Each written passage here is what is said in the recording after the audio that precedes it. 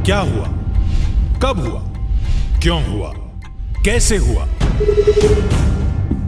दिन भर आप ऐसी 100 बात सुनते हैं, लेकिन 100 बात की एक बात यह है कि सवाल उछालने से जिम्मेदारी खत्म नहीं होती। जब घड़ी इशारा करे 9 बजे रात का, वक्त 100 बात की एक बात का। किशोर अजवाणी के साथ IBN 7 पर।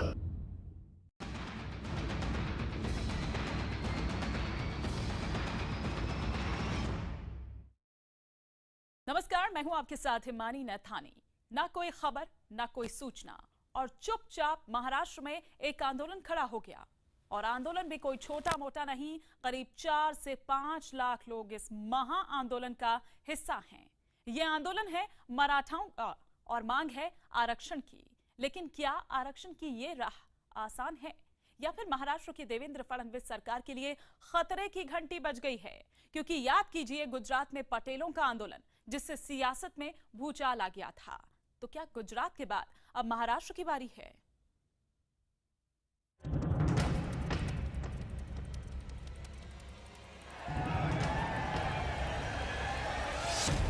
ना कोई नेता है, ना कोई चेहरा, बस हर तरफ भीड़ ही भीड़ है।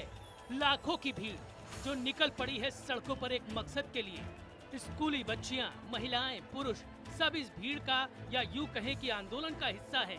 नारा है, एक मराठा लाख मराठा। लाखों की इस भीड़ को देखकर राजनीतिक दलों के होश उड़ गए हैं। यह आंदोलन है मराठाओं का।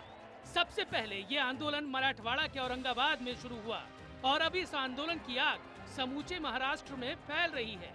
करीब 4 से 5 लाख लोग इस आंदोलन का हिस्सा हैं। आपको इस भीड़ का मकसद भी बता देते हैं। इनकी पहली मांग है आर्थिक और सामाजिक तौर पर पिछड़े मराठाओं को आरक्षण मिले। इनकी दूसरी मांग है एट्रोसिटी कानून को रद्द किया जाए। मराठा समाज के लोगों का आरोप है कि एट्रोसिटी कानून का सबसे ज्यादा गलत इस्तेमाल मराठा लोगों के खिलाफ होता है। कानून का गलत इस्तेमाल कर उन्हें फंसा दिया जाता है। दलील ये भी दी जा रही है कि मराठा वोटरों के दम पर कई नेताओं ने अपनी हैसियत बनाई, सत्ता का सुख भोगा, करोड़ों की संपत्ति बनाई। लेकिन मराठा समाज का एक बड़ा तबका आज भी पिछड़ा का पिछड़ा है। इसलिए आंदोलनकारी इस बार अपनी मांगों को लेकर आर पार के मूड में हैं। हमें आरक्षण चाहिए। पूरा समाज इकट्ठा आने वाला है। कौन सा भी किसी का भी कोई नेतृत्व नहीं है। पूरा सकल समाज ये मोर्चे का नेतृत्व है। आपको बता दें कि महाराष्ट्र में कांग्रेस एनसीपी की पिछली सरकार ने मराठा समाज को चुनाव से ठीक पहले 16% आरक्षण दिया था। लेकिन राज्य में पहले से ही 49% आरक्षण है। लिहाजा हाईकोर्ट ने मराठाओं को दिए इस आरक्षण को रद्द कर दिया। अब आरोप ये भी लग रहा है कि पर्दे के पीछे से कांग्रेस और एनसीपी इस आंदोलन को हवा दे रही है, ताकि राज्य के 32% मराठा वोट बैंक को लुभाया जा सके। इस आंदोलन पर महाराष्ट्र के ज्यादातर दिग्गज खामोश हैं, लेकिन सीएम देवेंद्र फडणवीस खुलकर इस मामले में कांग्रेस और एनसीपी को घेर रहे हैं। अनेक मुख्यमंत्री असतील, मंत्री असतील, महत्त्वाची पदं असतील, याच्यावर मराठा समाजाचे नेते राहिले आहेत। पण त्याच वेळी त्याच मराठा समाजामध्ये केवळ त्यांच्याकडे पाहून आपण मराठा समाजाचं आकलन करू शकत नाही। बहुतांश मराठा समाजामध्ये आज गरिबी आहे। आजही शिक्षणाकरता इच्छा असून त्याचा अभाव आहे। इस आंदोलन से महाराष्ट्र की सियासत में कैसा भूचाल आ सकता है, ये हम आपको आगे बताएंगे। लेकिन पहले ये बता देते हैं कि आने वाले दिनों में इस आंदोलन की आग कहां-कहां पहुंचने वाली है। 18 सितंबर नांदेड़, 19 सितंबर जालना, 23 सितंबर अहमदनगर, 25 सितंबर पुणे और 27 सितंबर को सांगली में बड़े आंदोलन की तैयारी है। अब हम आपको बताते हैं कि किस तरह इस आंदोलन से महाराष्ट्र की राजनीति में तूफान आ सकता है और कैसे ये आंदोलन फडणवीस सरकार के लिए खतरे की घंटी है।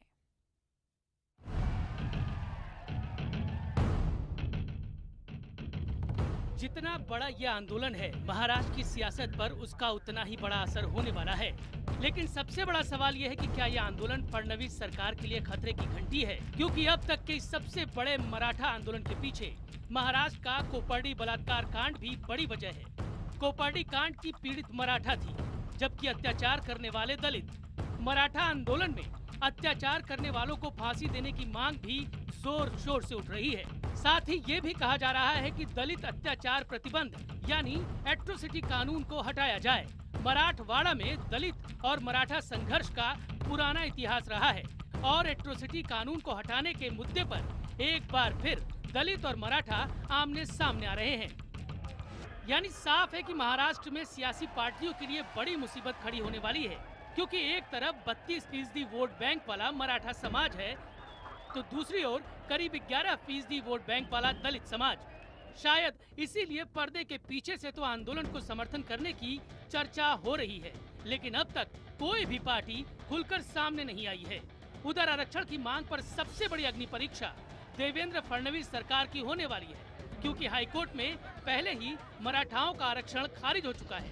यानी एक तरफ कानूनन सरकार के हाथ बंधे हुए हैं तो दूसरी ओर मराठा समाज का गुस्सा है जो सरकार पर भारी पड़ सकता है। तो कहां फंसेगा ये पेच, ये हम आपको बताने की कोशिश करते हैं ग्राफिक्स के जरिए। 2014 में मराठाओं को 16% आरक्षण दिया गया।